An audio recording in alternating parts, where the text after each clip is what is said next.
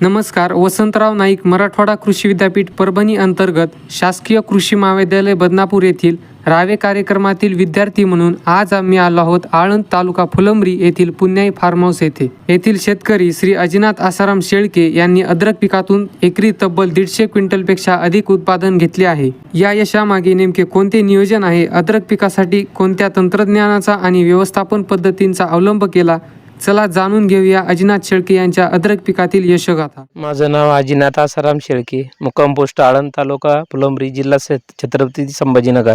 अद्रकाची लागवड किती क्षेत्रावर केली? एकूण किती क्षेत्रावर केली समजा? 1 एकरच केली ना. तर हे 1 एकरचं एरिया आहे ना. कोणता प्लॉट आहे? नाही आता नाही, एवढाच आहे फक्त माझा. किती बियाणं लागलं इथं? हे 10 क्विंटल, एकरी 10 क्विंटल लागतं. 5 फुटाचं बेड आहे. अंतर कसं आहे?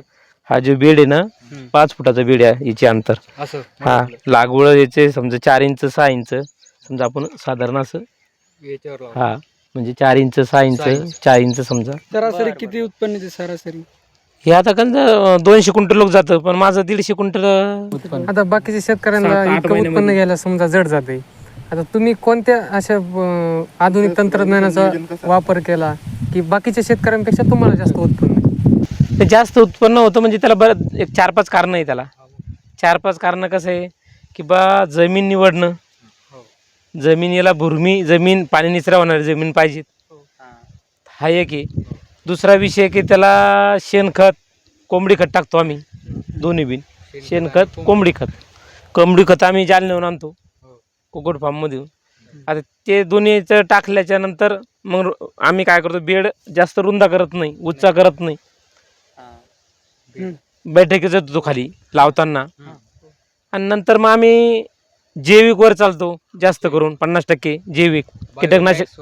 हा बायो हा कमी वापरतो, लिक्विड खत बी कमी. कारण आम्ही काय करतो, हे जे रसायन खत आहे हे समजा मी 4 डोस देतो, 4 हा रसायन खताची. आणि माती लावत चालतो. याला माती लावणं बिनले फायद्याचं आहे, कारण का हा कणमुळे हा जमीन खाली नाही वाढत, वर वाढत चालतो. आता माती समजा त्याला सूर्यप्रकाश दिसला की ते थांबून जातं. आपल्या अंधारात काही दिसत नाही माणसाला, तसं त्याला त्याची वाढ थांबून जाते. म्हणून सनी याला जास्तीत जास्त माती लावली पाहिजे आणि बेड हे रुंद राहायला पाहिजे, म्हणजे आपल्या टेबलावानी अशी जागीच वर नाही पाहिजे, असं लिंबवता नाही झाला पाहिजे, डोंगरावानी रुंद पाहिजे, रुंद. म्हणजे ह्या स्टेपला आता जसं आहे तसं असाच बेड चालला पाहिजे. लोकांचे बेड कसे असे उचे डोंगरावानी, तसे नको. ते कोळपे आणत्या, आम्ही पहिलं कोळपं आणत होतो, पण मग आम्ही शोधत म्हणजे आम्ही काही मोठं नाही. आम्ही इकडं जाऊन काही अधिकाऱ्याचे, काही कृषी सहाय्याचे, काही तुमच्या डिपार्टमेंटची माहिती. ड्रीपचे नळ्या 2 टाकलेल्या आहेत दोन्ही बाजूनं. 2 कशामुळे? हा किती mm चं ठिबक?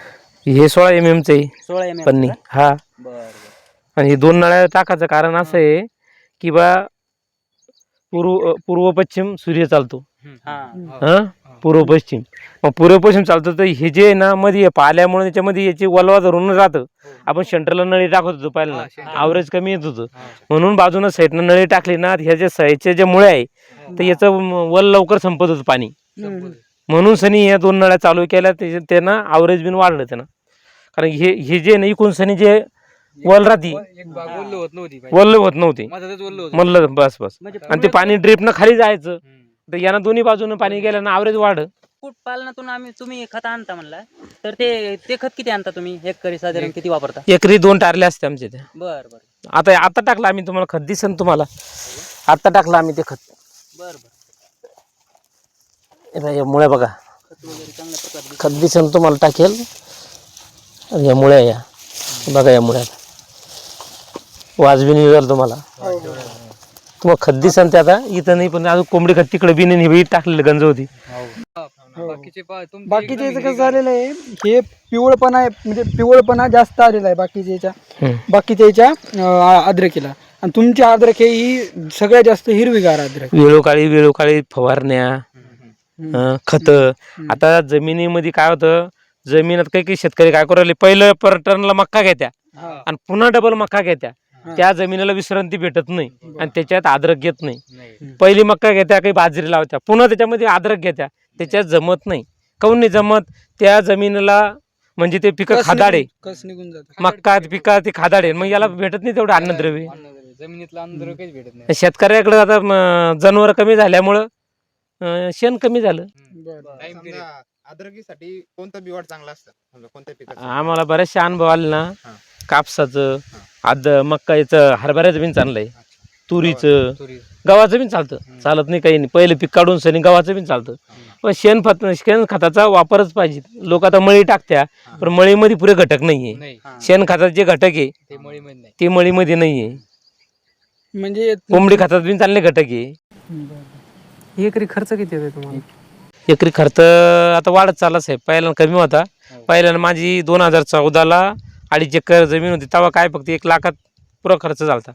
आता एकरी 1.25 लाख रुपये खर्च आहे जरा. महत्वाचे तुम्हाला काय वाटतं, रोग कोणते कोणते येऊ शकतात त्याच्यात महत्वाचे? साहेब सड आली, सड. सडवर कोणत्याच कंपनीचं औषध नाही. एखाद्या कंपनीवाल्यानं या त्याने दाखव. तुमच्या डिपार्टमेंटना आणि त्यांना सड थांबून दाखवा, आपण त्याला प्लॉट सोडून देऊ. कोणत्याच कंपनीने, कोणताच अधिकारीने ते सडला थांबू शकत नाही. मग सडीसाठी तुम्ही आता जैविक खतं वगैरे वापरता म्हणलं, त्यासाठी कोणते कोणते खतं तुम्हाला चांगले वगैरे असं वाटतात की समजा लोकांना सांगावेत? यानं की यानं कंट्रोल होऊ control शकते थोडी. नाही ना, जैविक मध्येच कंट्रोल होती, केमिकलला बी नव्हती. केमिकलला होत नाही असं काही भाग नाहीये. पण ट्रायकोड्रामा, सोडोमिन बर. या अशी जैविक मध्ये चाललं, ते बुरशा खात्याने. हा हे बुरशा खात्याना कीटकनाशक कसं आहे, ते करत राहतं काम. आता आम्ही याच्यामध्ये कीटकनाशक कधीही सोडत नाही. नाही. बर. कारण कीटकनाशक सोडत ते आपण ज्या जीवाणू आहे हा. जैविकचे ते मरून जात्या. कंदमाशीचा प्रभाव आहे का याच्यावर? कंदमाशीचा नाहीये, हा सडचाच प्रकार आहे. कंदमाशी नाही आली, कंदमाशीचं नाही. कंदमाशीनं पांगत नाही साहेब. हे प्लॉट सड सड आली पांगती. की पांगती. हा पांगते. व्हायरस असल्यावर. हा व्हायरस आल्यावर. तुम्ही एखाद्या जागेवर समजा थोडी आली तर त्यासाठी तुम्ही काय काय असे उपाय करता की समजा ज्याच्यामुळे तेवढ्यामुळं काय करतो आम्ही, जैविकची ड्रेसिंग करतो. पिचकरी घेऊन आवळणी, आपण आवळणी म्हणतो, आळवणी. तेवढा असा गोल हे करून घेतो. किंवा पन्नी दाबतो आम्ही. पन्नी बिन दाबलेली बा तिकडं, बर. पन्नी अशी सारी करून पन्नी दाबतो, त्याला आवळणी करतो. हा, काही कीटकनाशक असले उरेल आपले ते मारतो. तर ते त्याचं पाणी करून घ्यायचं ना, असं टाकून द्यायचं. असं करतो आम्ही ते. आता आम्हाला म्हणजे ते जीवाणू मरून जाते आणि मग किती मोठा कंट्रोल होतो ना. 2-8 दिवस समजा. खत पण असं टाकीत नाही समजा. नाही. स्टार्टिंग टाकता का? नाही आता खत टाकलं ना आम्ही, असं टाकून दिलं टाकून दिलं ना. का? हा, खत टाकून दिलं, कोंबडी खत टाकलं. त्याच्या पहिले बी आपलं रासायनिक खत बी टाकलं का? हा टाकलं ना. माझं दूध टाकलं. हा, आम्ही एक 20 किलो विर्या घेतला.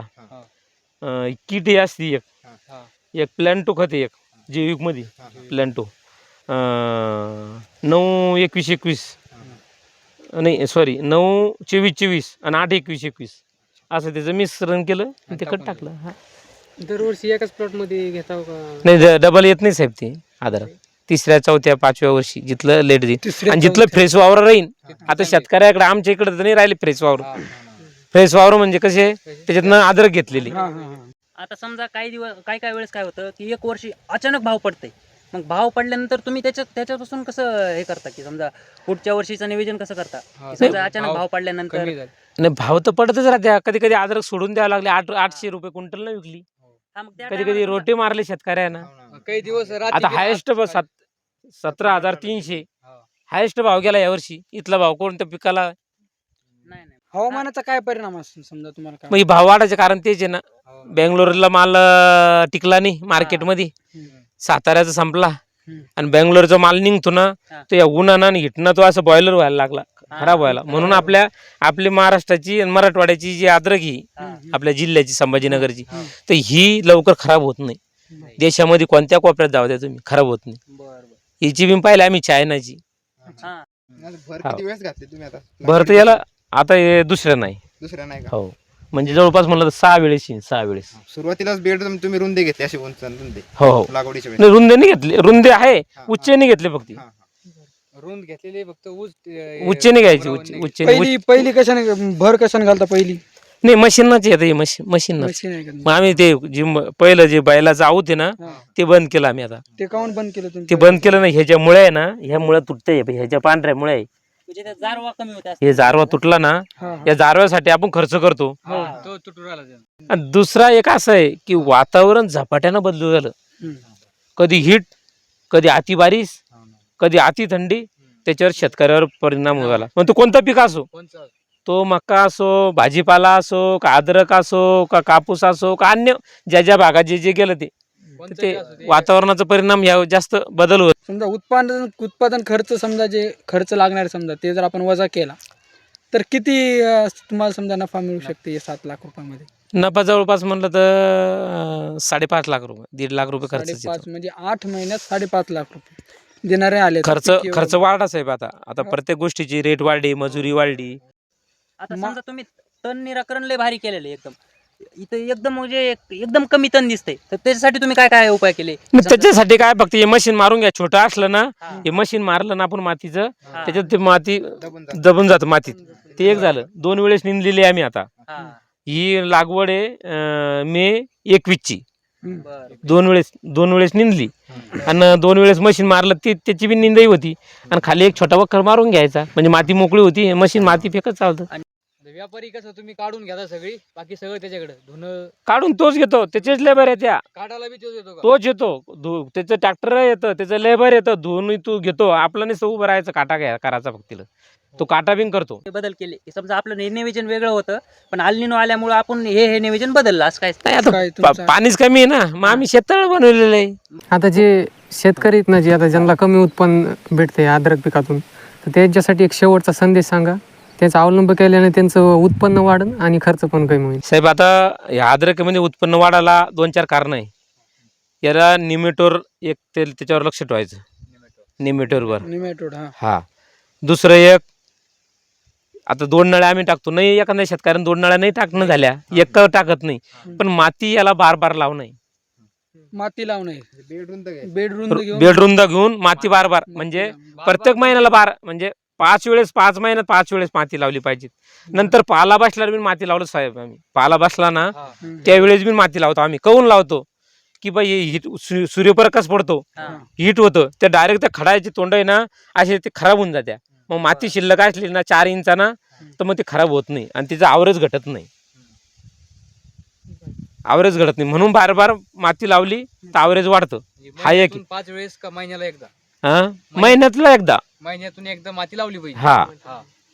म्हणजे त्याचे ठरलेलं प्रोग्राम 60 दिवसात माती लावली पाहिजे, 120 दिवसात लावली पाहिजेत, समजा 180 दिवसात लावली पाहिजेत, 200 दिवसात लावली पाहिजेत. असं आपण साधारण भाषेत म्हणतो महिन्याला माती लावलीच पाहिजे. आणि माती म्हणजे खडा वर येत चालतो. खडा काय होतो याला, आता हे बोट आहे आपले, मधलं बोट पुढे, मग याला खडा असा येत चालतो, खडा असा येत चालतो. म्हणजे खडा फुटवे, तुमचे म्हणणं की फुटवे वाढत चालतात. फुटवे वाढत चालतात. फुटवे वाढत फुटवे, मग तो काय करतो, फुटवा खालीवर नाही फुटत, वरून फुटतो, मग त्याला वर येतो.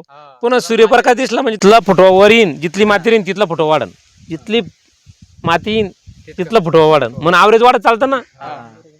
आणि याला डोस 3 कमीत कमी 4 समजा 3 डोस पाहिजेत आणि जास्तीत जास्त 4 डोस पाहिजेत. थोडे एकच वेळेस नका टाकू तुम्ही.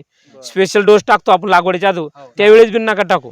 आणि प्रत्येकाला थोडं करून मायक्रोन्यूट्रन टाकत चाला, कारण माणसाला हे लागतंच. आपण कसं भाज्या बदलून खातो.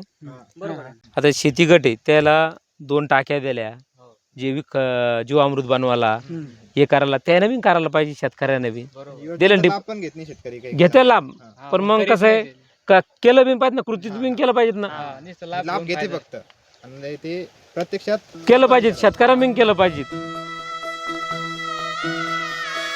त्याच्यातून 1200 लिटर दूध जीवामृत निघतं तयार केलं की, हे जीवामृत ही पुढे टाकी ठरलेली आहे, त्याच्यातून ती फिल्टर होऊन येतं, म्हणजे एकदम शुद्ध होऊन येतं. हे पण ते पाणी भरा करता हा पाईप आहे, ते आउटलेट आहे पलीकडून.